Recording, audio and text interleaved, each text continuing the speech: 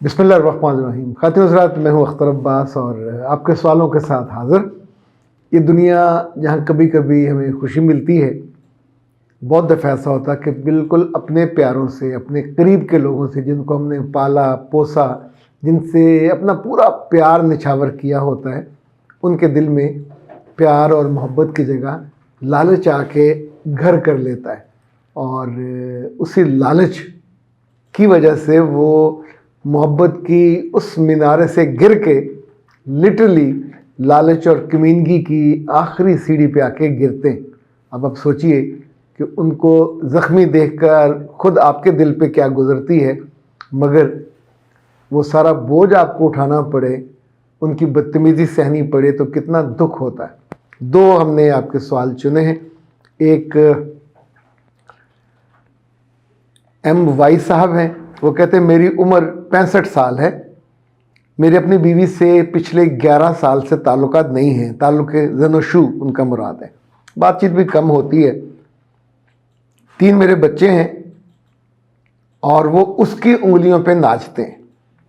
میں نے تنگ آ کر 2 برس پہلے شادی کر لی، اس کو الگ رکھا ہے۔ اب اللہ نے مجھے وہاں سے ایک بچہ بھی دے دیا ہے۔ کل رات میں اپنے پہلے والے گھر میں تھا، انہیں کہیں سے پتہ چل گیا۔ رات کو 2 بجے بیوی نے اور میرے دونوں بیٹوں نے مجھے دھکے دے کے گھر سے نکال دیا۔ میرے بڑے بیٹے کے نام میں نے 48 ایکڑ زرعی زمین لگائی ہوئی ہے، گھر بیوی کے نام ہے، چھوٹے بچوں کے نام بھی اسی طرح میری زمین ہے۔ اس میں سے تھوڑی مجھے آبائی ملی تھی، باقی ساری میں نے خود کمائی۔ میرے ذاتی اکاؤنٹ میں بمشکل 1 لاکھ روپیہ ہوگا۔ اس بدبخت نے مجھے گھر سے دھکا دیتے ہوئے مجھ پر ہاتھ بھی اٹھایا، نہ بیوی نے روکا نہ دوسرے بچے نے، تیسرا گھر پہ اس وقت نہیں تھا۔ ان کا مطالبہ تھا کہ میں اسٹامپ پیپر پر لکھ کر دوں کہ دوسری بیوی سے ہونے والے بچوں کو اپنی جائیداد میں سے کچھ نہ دوں۔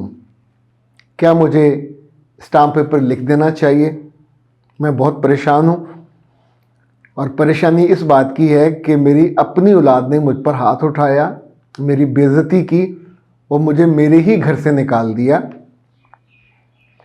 اس دکھ کو اور اس درد کو میں کسی اور کو بتا بھی نہیں سکتا، اس لیے میں نے اپنا نام بھی نہیں لکھا، لیکن میں چونکہ آپ کو سنتا ہوں، میرا یقین ہے کہ آپ مجھے کوئی ایسا حل ضرور بتائیں گے۔ دوسرا بھی ہم دیکھ لیتے ہیں ساتھ ہی۔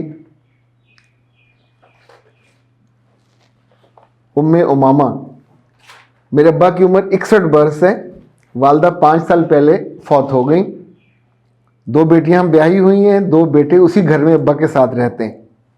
بیویاں اپنے میوں کے کہنے میں نہیں ہیں، یعنی بھابیاں ان کی، اس لیے ابا کھانے پینے، کپڑوں کے دھونے، استری ہونے، ایون اپنی دوائی کے لینے دینے میں بھی پریشان پچھلے پورے 4 سال رہے۔ یہ سلسلہ 1-2 برس نہیں چلا، پورے 4 سال چلا۔ 1 سال پہلے ابا کی پریشانی دیکھ کر میں نے انہیں مشورہ دیا کہ وہ شادی کر لیں، تاکہ ان کا بڑھاپا سکھی ہو جائے اور کوئی ان کی خدمت کرنے والی اور ان کو دبانے والی بھی ہو۔ دونوں بیٹوں اور بہوؤں نے بدتمیزی کی انتہا کر دی۔ گھر پلاٹ ابا نے اپنے نام نہیں رکھے ہوئے، اپنے بچوں کے نام کر دیے ہوئے، صرف ان کے پاس ان کی پینشن آتی ہے۔ 2 گاڑیاں ہیں، ایک بڑے کے نام ہے، ایک چھوٹے کے نام ہے، ابا کے نام گاڑی کوئی نہیں ہے۔ اب اپنے سگے بھائیوں اور ان کی بیویوں کی لالچ دیکھ کر میں بہت پریشان ہوں کہ میرے ابا کو کہیں یہ مار ہی نہ دیں، تو بس استغفر اللہ۔ اب آپ یہ دیکھ لیجئے کہ یہ دیکھ کے 2 دانے ہیں جو میں نے آپ کے سامنے پیش کیے۔ کہیں تو ایسا ہو رہا ہے کہ ہم اپنے بچوں کو اور اپنی بیویوں کو ان کے لالچ کو نہیں سنبھال پا رہے، یعنی انہیں رشتے عزیز نہیں رہے، انہیں دنیا کے سب سے رحمت والے اور برکت والے رشتے ان کی بھی قدر نہیں ہے۔ زمین کو ان ٹکڑوں کی قدر ہے جو انہوں نے نہیں کمائے، ان کے باپوں کی کمائی ہے۔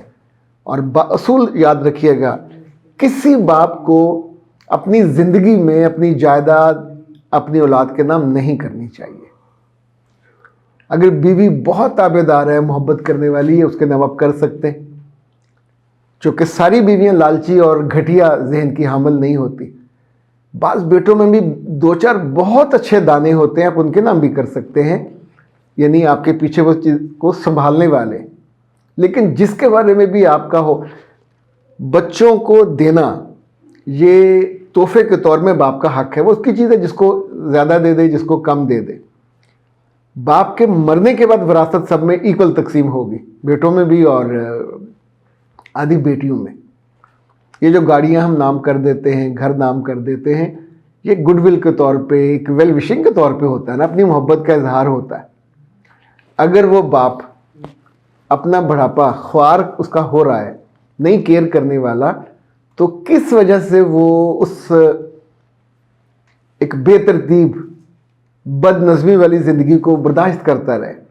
جب تک انسان زندہ ہے اس کو پارٹنر کی ضرورت بھی ہوتی ہے. بڑھاپے میں زیادہ ضرورت ہوتی ہے، اس کے آرام کا خیال رکھے، اس کو اٹھنے بیٹھنے دبانے بات کرنے کے لیے بندہ چاہیے ہوتا ہے.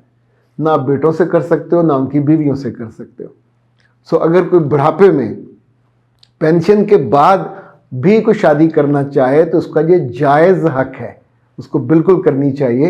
اور ایک بات اور یاد رکھیے گا، دنیا میں اگر آپ بیٹوں کی بدتمیزی یا پہلی بیوی کی بدتمیزی کی وجہ سے ناانصافی کرو گے تو اس کی پکڑ اللہ کے ہاں ہوگی. وہ تھوڑا سا جو آرام آپ کو ملا وہاں اس کی پکڑ ہوگی. تو باپوں کو اپنے نام ضرور جائیداد اور مکان رکھنے چاہیے، گاڑی رکھنی چاہیے. اور جب آپ نے دوسری بیوی کی ہے تو وہ نوکرانی نہیں ہے، وہ آپ کرائے پہ لے کے نہیں آئے. اس سے جو بچے ہوں گے وہ اتنے ہی سگے ہیں آپ کے جتنے پہلے بچے.